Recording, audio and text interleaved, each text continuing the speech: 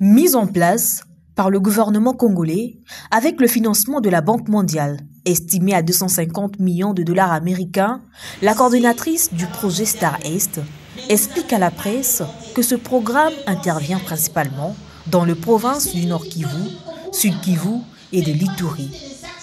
Malgré le contexte sécuritaire précaire dans ces zones, le projet a permis la formation de 9 650 personnes, la réhabilitation de 163 km de routes, ainsi que la reconstruction en cours de 35 écoles et centres de santé. Sur les 1125 km de route de dessert agricole, à ce jour, nous avons déjà 163 km de route qui sont en train d'être réhabilités. Nous avons aussi 35 écoles et centres de santé qui sont en cours de réhabilitation. Nous avons aussi 78 infrastructures dont nous sommes dans le processus de passation de marché.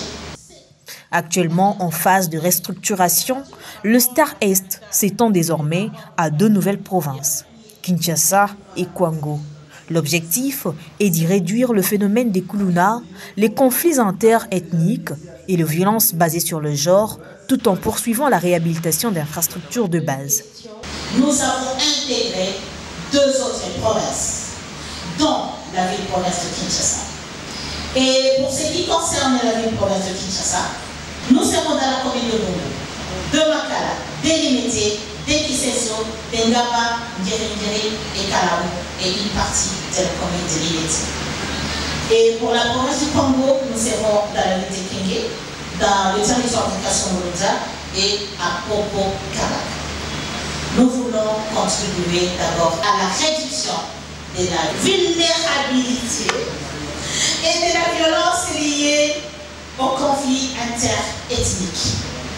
À terme, le projet ambitionne de réhabiliter 1125 km de routes de dessert agricole, de générer 120 000 emplois directs et activités de résilience, dont 50% destinés aux femmes, et d'assurer la prise en charge des survivantes des violences sexuelles à travers un accompagnement psychosocial.